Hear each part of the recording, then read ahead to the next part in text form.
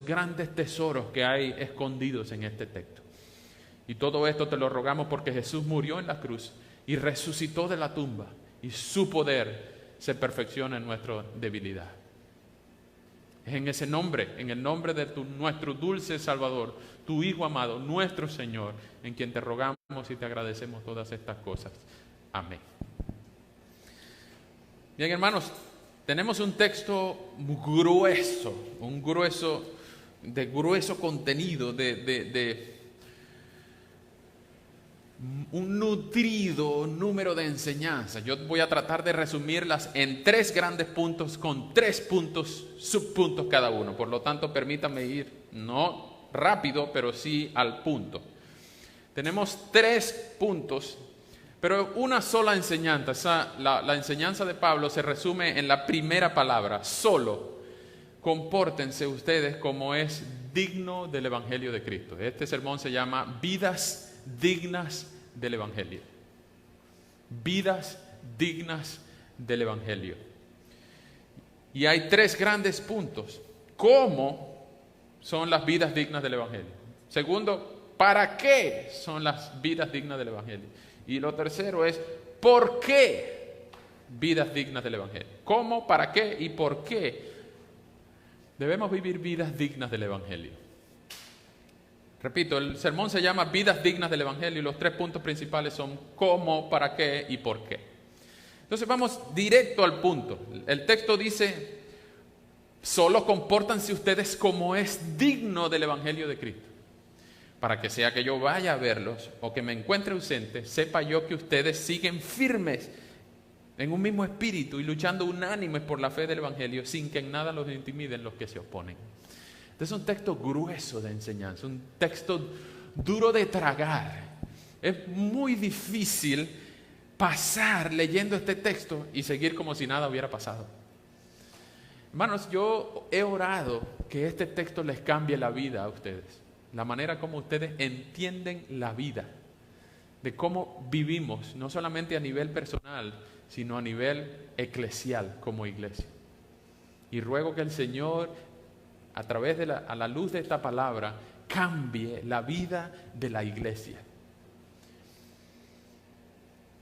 Pablo está terminando el primer capítulo. Obviamente él no escribió los numeritos, ni los capítulos, ni los versículos.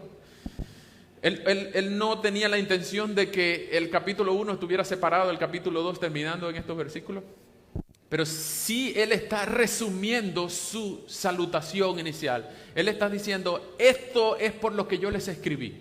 Solamente quiero que sepan que lo que yo único que quiero es que ustedes se comporten dignos del Evangelio. Esa palabra solo tiene mucha implicación, porque es como que estuviera Pablo resumiendo en un solo punto toda la carta. De hecho, el capítulo 4, versículo 1, es lo que dice Pablo. Hermanos, vuelve otra vez a decir Pablo en Filipenses 4:1: así que, hermanos míos amados y deseados, gozo y corona mía, estad firmes en el Señor. Lo que quiere Pablo es que los filipenses, y por extensión nosotros, estemos firmes en el Evangelio de Cristo. Una vida digna del Evangelio. ¿Cómo es una vida digna del Evangelio? Pablo usa 3 gerundios que explican cómo son las vidas dignas del Evangelio. Primer punto: ¿cómo son las vidas dignas del Evangelio? Bueno, Pablo explica lo que él quiere decir en la primera frase. ¿Cómo son las vidas dignas del Evangelio? ¿Cómo quiere Pablo que se comporten las vidas dignas del Evangelio? Él empieza a decir en el versículo 27... que sea que vaya a verlos o que yo me encuentre ausente, la manera en cómo yo voy a saber que ustedes viven unas vidas dignas del Evangelio, es que ustedes, 3 cosas: siguen firmes. Segundo, que siguen en un mismo espíritu, luchando unánimes por la fe del Evangelio, es decir, que tienen unidad. Y tercero, sin que en nada los intimiden los que se oponen. Eso es determinación. Por lo tanto, los 3 indicadores de cómo se vive una vida digna del Evangelio es firmeza, unidad y determinación. Vamos a explicar brevemente cada una. ¿Qué significa seguir firmes. Eso es lo que Pablo dice en el capítulo 4, versículo 1. Quiero que sigan firmes, que estén firmes. Firmes no es ese llamado militar que uno tiene que pararse firme y juntar los pies y pegar las manos y saludar militarmente, aunque esto tiene implicaciones militares, porque recuerden que Pablo estaba escribiendo a la iglesia que estaba en una provincia romana, la principal ciudad de Macedonia, es la capital de la provincia de Macedonia, que estaba siendo controlada por el Imperio Romano. Los filipenses se creían que eran la segunda Roma, una Roma chiquita, a pesar de que Roma estaba como a 700 millas de distancia, pero ellos creían que era una Roma chiquita. Y ellos estaban muy orgullosos de eso. Por lo tanto, ellos creían que era un tipo de élite, una sub-Roma, y ellos creían que eran una super ciudad y que su ciudadanía era digna de admiración. Pero Pablo le dice en el capítulo 3, versículos 20 y 21, nuestra ciudadanía no es de Filipos. Nuestra ciudadanía no es, nosotros no tenemos que alabarnos y engrandecernos y jactarnos de que somos una provincia romana. No tenemos que jactarnos de que nosotros estamos viviendo en Estados Unidos o en cualquier ciudad. Nuestra ciudadanía está en los cielos. Nuestra ciudadanía está en los cielos, de donde también esperamos a un Salvador. Y usa una palabra que tiene que ver con política. Nuestra polis no es Filipos, nuestra polis no es Washington, D.C., nuestra ciudad es el cielo. Por lo tanto, ustedes tienen que mantenerse firmes, no es en su ciudadanía terrenal, no es en la capacidad de compra económica, no es en la capacidad de influencia que ustedes tienen, no es en el poder de la convocatoria que tiene su palabra. Ustedes no tienen que mantenerse firmes en eso. En lo que ustedes tienen que mantenerse firmes es en el Evangelio. Es en el Evangelio. Vivan o mueran por el Evangelio. ¿Y saben qué? Esa es una marca distintiva de los que viven una vida digna del Evangelio, que están siempre firmes. El Señor dijo, el que persevere hasta el fin, ese es el que va a ser salvo. No porque ha perseverado hasta el fin se merece ser salvo, no, sino porque ha sido salvo, él va a continuar firme hasta el fin. Es muy importante que entendamos qué significa estar firmes. Esto tiene una implicación militar, un trasfondo militar. Recuerden que Pablo está hablando de una gente que está conquistada por el Imperio Romano. Y prevalecer firmes tiene que ver con la primera fila del batallón que está en el campo de batalla. Cuando ellos dicen permanecer firme, no es que cada quien permanezca pendiente de qué es lo que tiene que hacer. No, permanecer firme, y la explicación que viene es que tienen que estar uno al lado del otro. Ustedes han visto esas guerras napoleónicas en donde un ejército pelea con los mosquetes y el otro ejército pelea con sus arcos, flechas o con lo que sea. La confrontación es de frente, un choque, una colisión frontal. Pero si estos están dispersados, ellos van a perder. Lo importante es que estén unos al lado de otro. Y el lado izquierdo de aquel lo guarda el derecho de este. ¿Por qué? Porque el derecho de aquel guarda el izquierdo mío. Uno de las frases famosas de los marines de Estados Unidos es: yo guardo tu espalda. Yo guardo tu espalda. Ten confianza. Sé valiente hacia el frente. Descuida tu espalda, que yo guardo tu espalda. Está pendiente de tu frente, que yo guardo tu espalda. Impresionante. Entonces, cuando Pablo les exige a los filipenses, sigan firmes. Pablo está en la cárcel.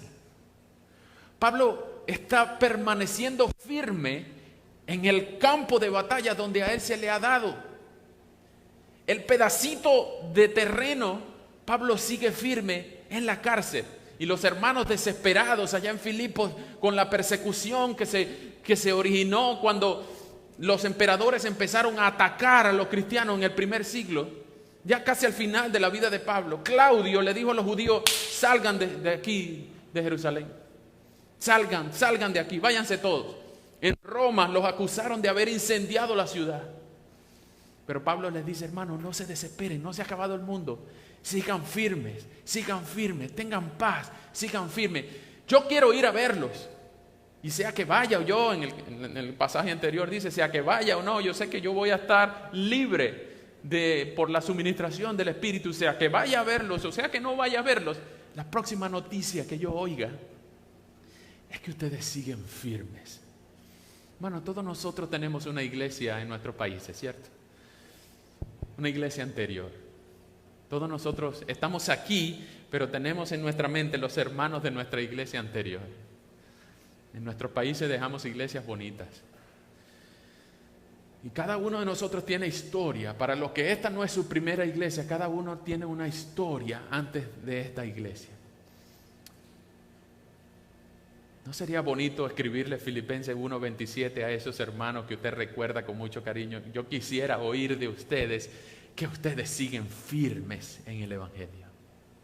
Sea que vaya a verles o no, sea que más nunca lo vea, yo quisiera tener noticias de ustedes que siguen firmes en el Evangelio. Lo segundo punto de cómo o cuáles son las marcas de una vida digna del Evangelio, de cómo es una vida digna del Evangelio, es que es la unidad. La segunda marca de una vida digna del Evangelio es la unidad. ¿Saben? Mucha gente dice que yo no necesito estar en una iglesia cristiana para ser salvo. Y eso es verdad, en cierta manera. Pero porque tú has sido salvo, tú quieres vivir una vida en unidad con el cuerpo del que te salvó. ¿Y cuál es el cuerpo del que te salvó? La iglesia. Cristo es la cabeza de la iglesia. Y el cuerpo de Cristo es la iglesia. Entonces nadie puede decir, yo quiero vivir, o yo vivo una vida cristiana, pero a mi manera. Yo no tengo que congregarme, yo no tengo que ser miembro de una iglesia. Ya va, no hables tan rápido. Pablo le dice a los filipenses que una vida digna del Evangelio está evidenciada porque tú sigues firme y en la unidad. ¿Cómo se manifiesta esta unidad? Bueno, en un mismo espíritu, luchando unánime por la fe del Evangelio. Están en un mismo espíritu. Algunos dicen que este espíritu es la tercera persona de la Trinidad, el Espíritu Santo. Algunas personas dicen que este es el espíritu humano con minúscula, en los cuales todos los comprometidos con la membresía, con la iglesia, están unidos en la misma actitud. Cualquiera de las dos acepciones de la palabra espíritu, con mayúscula o con minúscula, tiene que ver con la unidad de la iglesia, con lo que nos ha llamado a hacer el Señor. Permanecer unidos. Vean lo que dice Efesios 4, del 1 al 3. Solícitos en guardar la unidad del espíritu en el vínculo de la paz. Una sola fe, un solo bautismo, un solo Padre, un solo Señor de todos. Romanos 12 dice que nosotros tenemos que ser transformados nuestra mente para que así cambie nuestra manera de vivir. Y ahí explica cuál es la vida de la iglesia. Entonces nosotros tenemos que tener unidad, por eso es tan importante la membresía de la iglesia.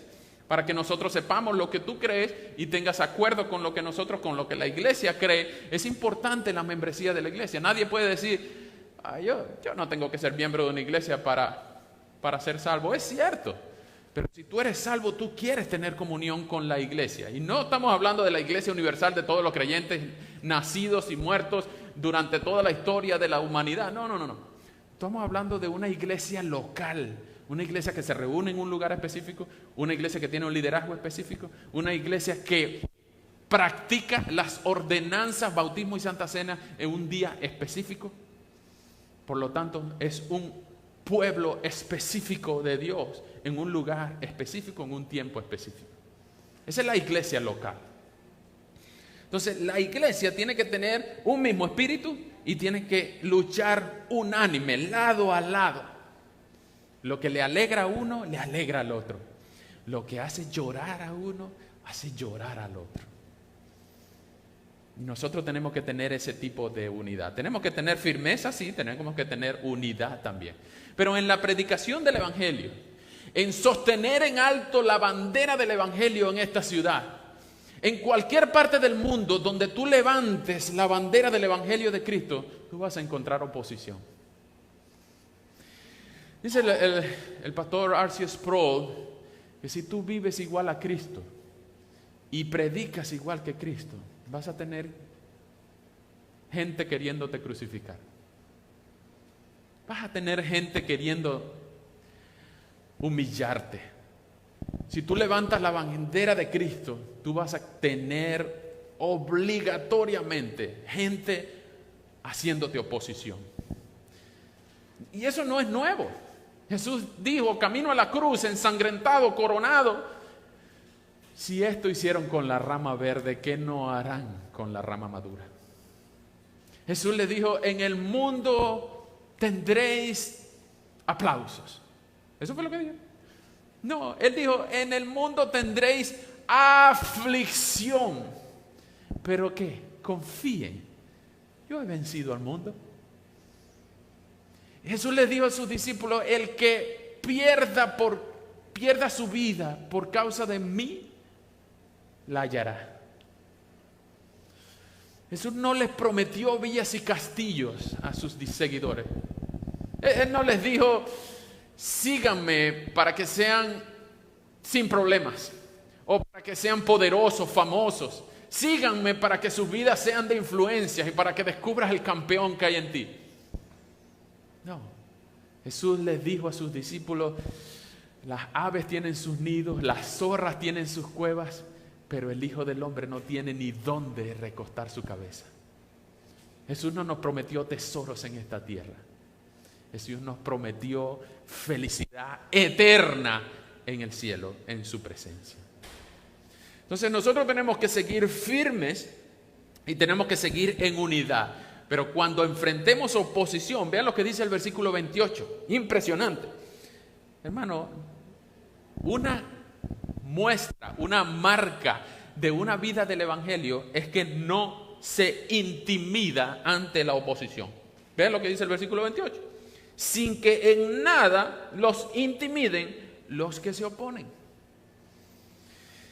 Imagínense a Lázaro después de haber resucitado. Él sin duda siguió a Cristo.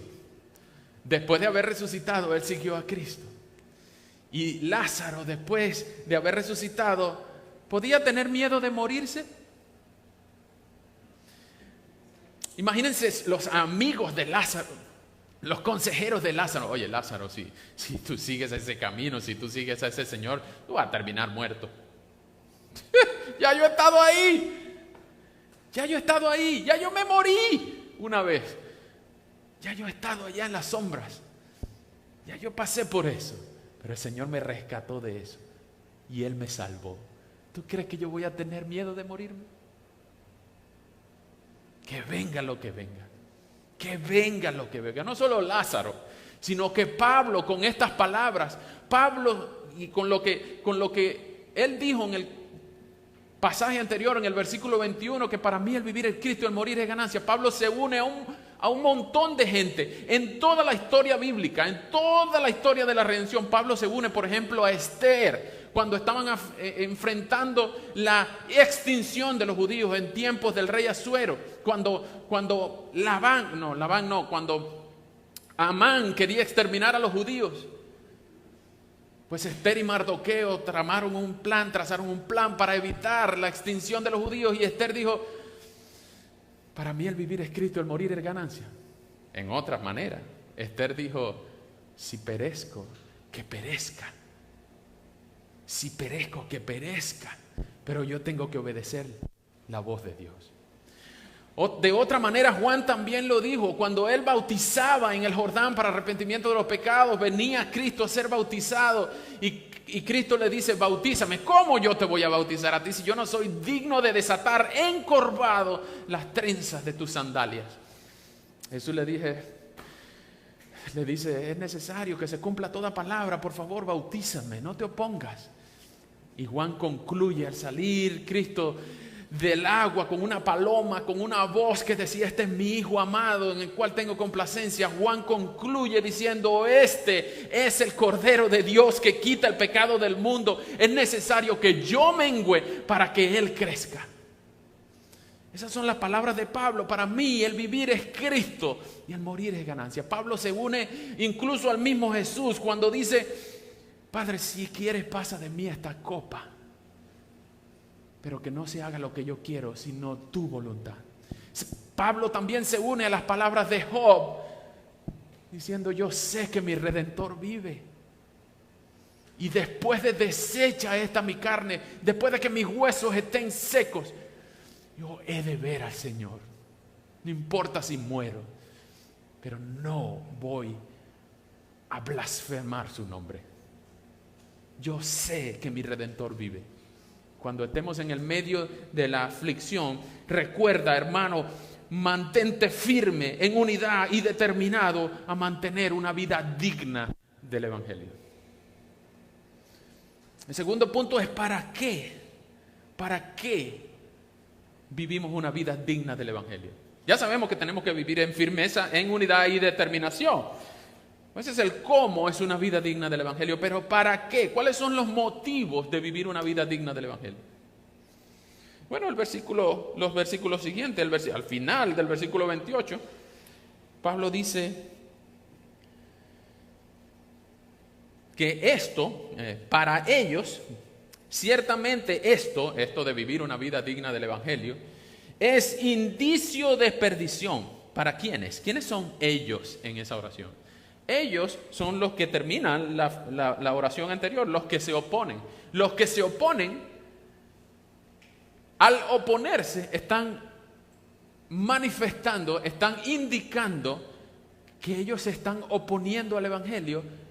Ellos están perdidos, ellos pierden, nosotros ganamos, ellos pierden, es sinónimo de perdición. El que se opone al Evangelio se opone a la victoria final de Cristo.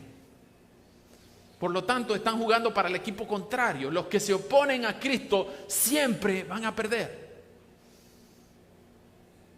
Entonces, ¿para qué nosotros debemos vivir una vida digna del Evangelio?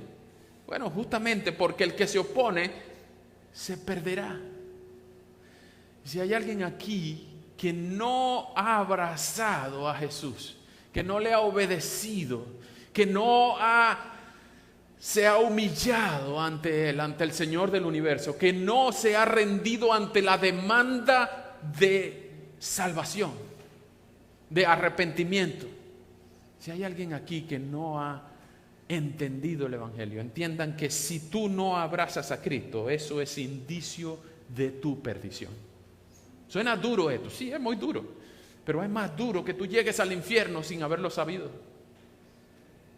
Y hoy tú lo estás sabiendo. A lo mejor todos los que estamos aquí conocemos a Cristo y abrazamos a Cristo. Pero alrededor de los trabajos de ustedes, de las familias de ustedes, de los vecinos de ustedes, de los compañeros de estudio, de trabajo de ustedes, hay gente que se está perdiendo y tú a lo mejor eres el único instrumento que Dios quiere usar para que tú seas luz en medio de las tinieblas. Hermano, no te calles. Hermana, no te calles. Si tú eres un hijo de Dios, una vida digna del Evangelio, no solamente predica con su testimonio. El Señor nos llamó a proclamar, y proclamar es hablar, proclamar las verdades de su luz admirable. Proclamar es hablarle a los demás, preguntarle: ¿qué tú opinas de Cristo? ¿Qué tú opinas de su palabra? ¿Qué tú opinas de Dios? ¿Cuál es tu trasfondo espiritual? ¿Qué es lo que tú crees? ¿En quién confías el valor eterno de tu alma? Habla con tu gente, no tengas miedo, mantente firme, mantente en unidad y no tengas miedo, no te intimides de los que se oponen. ¿Sabes? Porque si tú te callas, de alguna manera tú también te estás oponiendo y no estás viviendo una vida digna del Evangelio. Y dice Santiago que el que no hace lo bueno le es contado como pecado. El que sabe hacer lo bueno y no lo hace, eres contado como pecado. Imagínate si tú no predicas el Evangelio a aquellos que lo necesitan. Entonces, ¿para qué debemos vivir una vida digna del Evangelio? Bueno, para demostrar que los que se pierden no tienen razón. Pero también para demostrar que los que vivimos una vida digna del Evangelio somos salvos. ¿Para qué debemos vivir una vida digna del Evangelio? Bueno, para demostrarle a los que se oponen que ellos se están perdiendo, pero también para demostrarle a los que vivimos una vida digna del Evangelio que hemos sido salvos. Es muy fácil equivocarse al entender este pasaje. Vivan una vida digna del Evangelio para que ustedes merezcan ser salvos. No es eso lo que quiere decir el texto. ¿Cómo sabemos que no quiere decir eso el texto? Bueno, porque en ninguna parte de la Biblia la salvación es por obras. Dios no se ve obligado a salvarte porque eres demasiado bueno. No, al contrario, porque Dios es demasiado bueno, Él te provee fe, te provee gracia para creer, para aportarte, para vivir una vida digna del Evangelio. En medio de la oposición, en medio de la aparente desunidad y en medio de la firmeza que te exige tener. Entonces, ¿cómo se vive una vida digna del Evangelio? Con firmeza, unidad y determinación. Pero ¿para qué? Segundo punto, ¿para qué debemos vivir una vida digna del Evangelio? Bueno, para demostrarle a los que se oponen su perdición y para demostrarnos en unidad que estamos en el camino correcto, que somos salvos. Eso es lo que dice el texto. Pero no solamente eso, sino que esto es de parte de Dios. Mira cómo termina el versículo 28. Para ellos, ciertamente, para los que se oponen, es indicio de perdición, pero para ustedes lo es de salvación. Y esto es de parte de Dios. Es una provisión de Dios, de que tú puedas creer, de que tú puedas entender el Evangelio, de que tú puedas abrazar la fe de Jesucristo, de que tú puedas correr hacia la cruz, de que tú puedas entender que porque tú has sido salvo, ahora tú estás habilitado para vivir una vida digna del Evangelio, con firmeza, con unidad y con determinación. ¿No es eso maravilloso? ¿No es increíble? ¿No se merece Dios toda la gloria y todo el honor por todo lo que Él nos ha concedido? Hermano, pero no solamente en este texto vemos el cómo y el para qué debemos vivir una vida digna del Evangelio, sino que el tercer punto son las razones por las cuales debemos vivir una vida digna del Evangelio. Las razones, cuáles son las concesiones, las provisiones que ha hecho Dios por la cual debemos vivir una vida digna del Evangelio. Vean cómo comienza el versículo 29. Porque por causa de Cristo, por la causa de Cristo, a ustedes les es concedido que, ahí hay tres concesiones, tres manifestaciones del amor de Dios.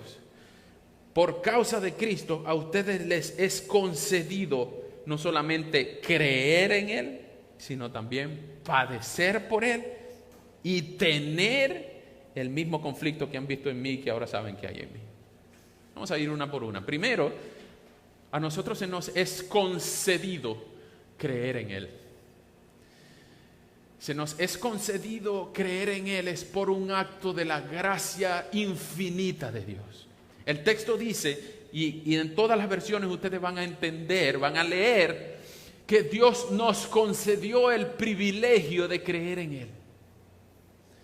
No fue que nosotros por nuestra preparación, por nuestros estudios académicos, por nuestra preparación filosófica o por nuestra capacidad mental, entendimos el Evangelio y de verdad no hay nada mejor, ahora vamos a creer en Él porque es lo mejor que...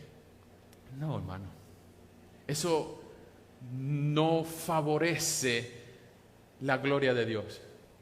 Eso lo que hace es abonar tu orgullo y pensar que tú eres digno de salvación porque tú hiciste la buena obra de entender y creer.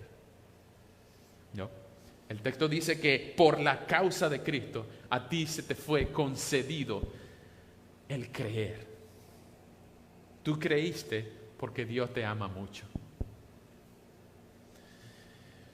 Pero noten que el texto no habla de ti, el texto habla de vosotros, de ustedes. Nadie puede entender el ser cristiano como un acto unilateral y singular de un solo creyente. En ninguna parte de la Biblia la vida cristiana fue hecha para vivirla sola, de una manera privada, ¿no? Siempre se habla de ustedes, de segunda persona del plural. Siempre se habla de ustedes. Dese cuenta que Pablo le está escribiendo a una iglesia. Y a una iglesia donde hay muchas personas. Entonces siempre la implicación plural tiene que ver con la unidad de la iglesia. Tú eres miembro de un cuerpo, de un montón de gente. Tú no eres tú solo, tú no eres un paracaidista, tú no eres un llanero solitario, tú eres uno entre muchos.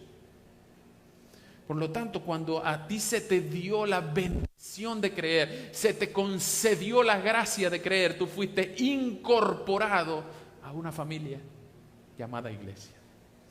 Entonces, eso por la causa de Cristo, a ustedes no solo se les concedió el creer, sino también padecer por Él. Padecer por Él. Hermanos, yo quiero preguntar muy humildemente. ¿Estás tú sufriendo por la causa de Cristo? ¿O tú estás viviendo el sueño americano? ¿En verdad nosotros estamos enfrentando oposición por ser cristianos o estamos viviendo una vida muy cómoda? Seamos sinceros. Cuando Jesús dice que en el mundo tendréis aflicción, pero confiad, yo he vencido el mundo, ¿estoy enfrentando yo aflicciones en el tiempo presente? ¿O qué? Alguien dice que si no estás sufriendo por la causa de Cristo, algo estamos haciendo mal. ¿Qué es lo que Pablo nos está exigiendo aquí? Cuando Pablo dice que no solamente se nos ha sido concedido el creer en Él, sino también padecer por Él. Padecer por Él. ¿Estás tú padeciendo por la causa de Cristo? Yo creo que nosotros no padecemos más porque no hablamos más. No testificamos más. Si en nuestros trabajos, en nuestras comunidades, en nuestras casas, en nuestras familias internas y extendidas, si nosotros en donde quiera que estemos hablamos más de Cristo, nosotros padeceríamos más aflicción, más persecución. Si nosotros nos paramos en una esquina de nuestra ciudad y empezamos a hablar de Cristo a Vox Populi, pues seguramente vamos a enfrentar oposición. Esta semana pasada en el estado de Arkansas se develó una estatua de Baphomet, que es una ilustración de Satanás, enfrente del Congreso del Estado. Una estatua enorme de un macho cabrío sentado con un niñito, una niñita en sus rodillas con unos tremendos cuernos. Una estatua negra horrible y muchos grupos anticristianos aplaudiendo la estatua y arrodillándose ante la estatua. Inmediatamente grupos cristianos reaccionaron, porque no sabían que iban a develar la estatua, reaccionaron y empezaron a hacer oposición a que tal acto satánico se hiciera en medio de la ciudad. Y los cristianos enfrentaron una persecución horrible, horrible, horrible. El mes pasado en China, el gobierno comunista decretó que en todas las iglesias, en los lugares de culto cristiano, había que poner cámaras de circuito cerrado para ver quiénes iban, cuántos iban, qué se predicaba y todo lo que pasaba allí. En Nigeria, el mes pasado, quemaron a un montón de cristianos, nuestros hermanos. Y en todos los lugares donde la iglesia se levanta, la iglesia habla, pues hay persecución, hay aflicción. Nosotros aquí nos debatimos entre nuestro estado de comodidad, nuestro estado de tolerancia, nuestro estado de pasividad, pero en algunos otros lugares ellos toman la bandera y creen que ninguna arma forjada prosperará contra ti. Que Jesús prometió sostener a su iglesia, que tronos y coronas pueden perecer, pero de Jesús la iglesia siempre ha de ser. Jesús dijo que Él iba a sostener a su iglesia y ni las puertas del mismísimo infierno prevalecerían contra ella. La iglesia de Jesucristo, cuando permanece firme, unánime y determinada, es el arma más poderosa que puede existir sobre la faz de la tierra. Nada, ni el mismo infierno, Satanás al mando y todos sus demonios pueden enfrentar el avance de una iglesia. Por eso Jesús dice a través de Pablo: a ustedes les es concedido no solo creer en Él, sino también padecer por Él. Hermano, si a ti te toca sufrir, si a ti te toca padecer por Él, si a ti te toca enfrentar el bullying anticristiano, si a ti te toca enfrentar cualquier afrenta, oposición o burla en tu trabajo, en tu lugar de estudio, en la universidad, en tu casa, con tu familia, con quien sea, pues ponte las manos atrás y enfrenta con firmeza esa oposición, porque Cristo está contigo. Él prometió en la Gran Comisión, en Mateo 28 y en Marcos 16, yo estaré con vosotros. Yo estaré con ustedes. Yo estoy al lado tuyo. Tú no estás solo. Tú no estás solo. Yo estaré con ustedes todos los días hasta el fin del mundo. A ti no solamente se te ha dado creer en Él, sino también padecer por Él. Pero también se te ha sido concedido tener un conflicto. ¿Cuál es ese conflicto? Pablo dice en el versículo 30 que nosotros se nos has concedido, y esa palabra concedido viene de la palabra gracia, que es un favor inmerecido, una muestra de la misericordia de Dios que tú no puedes merecer. Nadie puede merecer la gracia, porque si se merece la gracia no sería gracia. Entonces, a ti también te es concedido no solo creer en Él, sino también padecer por Él y tener el mismo conflicto que yo tengo, dice Pablo. ¿Cuál es el conflicto que Pablo tenía? Bueno, nosotros tenemos que ir a Hechos 16, versículos 19 al 40, para entender el conflicto que Pablo tenía. Entonces, Pablo enfrentaba persecución. Pablo enfrentaba cárceles. Pablo enfrentaba un montón de conflictos. En Hechos 16, 19 al 40, Pablo dice que ese conflicto en el cual él fue perseguido por la causa de Cristo lo ayudó a entender su firmeza, su determinación. Preso en la cárcel, él bautizó al carcelero y a su familia, y después vio cómo los inicios de esta nueva iglesia, que ahora se llama la iglesia de Filipos, él le estaba escribiendo una carta. Imagínense, 20 años después de haber estado preso de los Hechos 16, imagínense que ahora en la iglesia de Filipos estaban leyendo así en una reunión como esta, estaban leyendo esta carta. Miren lo que nos dice Pablo. Nuestro hermano Pablo está en la cárcel, pero imagínense que el que estuviera leyendo en la carta hubiese sido Lidia, o hubiese sido el mismo carcelero, o algunos de las familias del carcelero estuviera sentado y dice: wow, pensar que nosotros lo apaleamos, lo hicimos sangrar, lo encerramos, lo encadenamos. Pero Pablo vivió una vida digna del Evangelio ahí en la cárcel, y resultado de eso nosotros estamos aquí leyendo esta carta. Eso da fuerza para vivir una vida digna del Evangelio nosotros aquí en el 2018. En el lugar donde estamos, no estamos en la cárcel. Si tenemos que enfrentar aflicciones, recuerden a Pablo, pero por sobre todo recuerden a Cristo en el Getsemaní, recuerden a Cristo en la cruz, recuerden a nuestro Señor. Ellos enfrentaron infinitamente más aflicciones que las que nosotros podemos enfrentar hoy en día. Sé valiente, sé firme, sé digno del Evangelio. Permítame terminar con una historia, una ilustración, en el cual el Departamento de Guerra de los Estados Unidos, aquí, en 1944, el general George Marshall recibió una carta. Esta es una historia de la vida real. Él recibió una carta de una mamá que tenía 3 hijos en la guerra, en la Segunda Guerra Mundial. Y esta mamá acababa de recibir el telegrama y la bandera doblada de 2 de sus hijos. telegrama que acababa de decir, perdón, ella tenía 4 hijos, pero 3 telegramas llegaron en esa semana que sus hijos habían muerto en batalla. 3 banderas dobladas en una repisa en su casa. Y esta mamá solicita al Departamento de Estado, por favor, salven a mi 4.º hijo. Tengo 4 y 3 han muerto en batalla. 3 telegramas esta semana. Por favor, rescaten a mi hijo.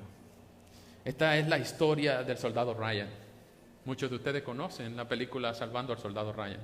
Bueno, muchas de estas historias son afamadas porque son películas dirigidas por Steven Spielberg. Y muchas de ellas protagonizadas por Tom Hanks. Tom Hanks siempre es el bueno en las películas.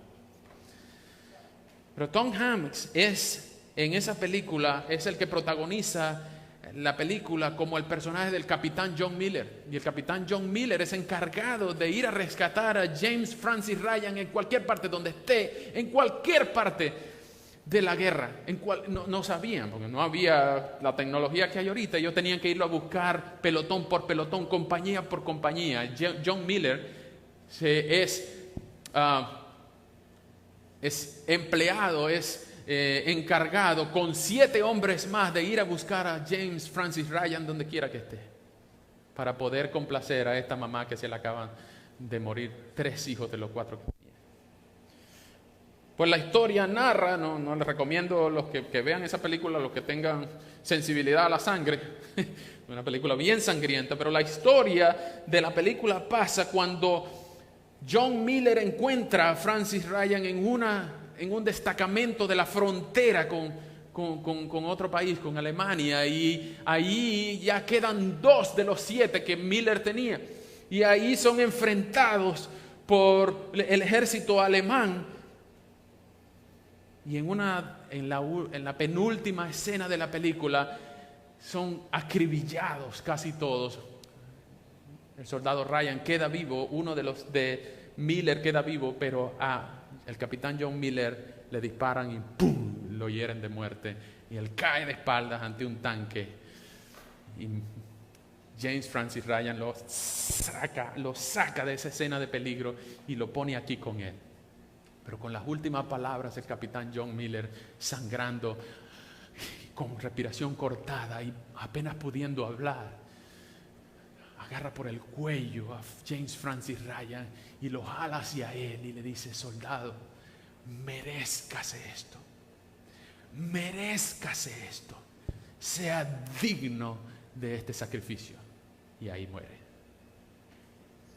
Cuando James Francis Ryan se levanta y se da cuenta de todo el sacrificio de John Miller y sus 7 hombres, inmediatamente son salvados por los aviones de los aliados y la guerra termina, pero James Francis Ryan queda viendo la imagen del capitán John Miller acabado de morir, impactado por las palabras: sea digno de esto, merezcase este sacrificio. La última escena de la película es cuando el joven soldado se le cambia, pasan casi 40 años y se le cambia y se le envejece su cara, pelo blanco, y la escena se levanta para él estar en la misma posición, viendo hacia abajo, pero ya no al capitán Miller recostado del tanque muriéndose, sino el mismo soldado Ryan 40 años después, canoso, viendo a la cruz donde está enterrado su Salvador. Y la pregunta de James Francis Ryan es la que culmina la película cuando él le pregunta a su anciana esposa: amor, dime que he vivido una vida digna del sacrificio de este hombre y sus soldados. Dime si he vivido bien. Dime si he vivido una vida digna del sacrificio de este hombre y muchos. Y su esposa le dice: sí, amor, has vivido bien. Valió la pena que ese hombre te salvara. Y la última es cuando él le hace el saludo militar a la cruz donde reposa su Salvador. Este hombre entendió lo que era vivir una vida digna de haber sido salvado. Y es la imagen perfecta para entender el sacrificio de un Salvador. Jesús murió por ti en la cruz, hermano, hermana. Sé digno de eso. Sé digno de la cruz de Cristo. Vive una vida digna del Evangelio. No hay pecado, no hay maldad, no hay nada que merezca más tu vida que el Salvador que dio su vida en la cruz. No hay pecado más fuerte que el compromiso de Cristo para salvarte, porque Él sabía que era la única manera de que podías entrar al cielo. Ven a Cristo, mantente en Cristo con firmeza, con determinación, sin miedo, en unidad. Ven a Cristo. Eso es un indicio de que tú has sido salvado, de que los que se oponen están perdiendo y siempre perderán los que se oponen a Cristo, pero sobre todo porque es una muestra de que a ti se te concedió creer por la infinita gracia de Dios. Hermano, hermana, vive una vida digna del Evangelio. Vive una vida digna de las bienaventuranzas de Cristo. ¿Cómo vive un ciudadano del cielo? Lee las bienaventuranzas en Mateo 5. Pero sobre todo, ahora luego de orar, recuerda siempre vivir una vida digna del Evangelio cuando oigas esta letra. Firmes y adelante, huestes de la fe, sin temor alguno, que Jesús nos ve. Jefe soberano, Cristo al frente va y la regia enseña, tremolando está. Muévese potente la iglesia de Dios, de los ya gloriosos marchamos en pos. Somos solo un cuerpo y uno es el Señor, una la esperanza y uno nuestro amor. Vamos a orar. Señor, muchas gracias por tu palabra. Gracias por la bendita esperanza que tenemos en el Evangelio. Y gracias por las infinitas bendiciones que tú nos das. Gracias, Señor, por todas las conquistas que Cristo logró mediante la muerte y la resurrección. Y nosotros aquí queremos honrar tu nombre, queremos agradecerte todo lo que has hecho por nosotros y sobre todo, Señor, queremos entender el costo del sacrificio de Cristo. Y también queremos vivir vidas dignas del Evangelio, con firmeza, en unidad y con la determinación que tuvo Cristo en la cruz. Ayúdanos, Señor, porque te necesitamos. Y en el nombre de Jesús damos gracia y gloria a nuestro bendito Salvador. Amén. Que Dios les bendiga.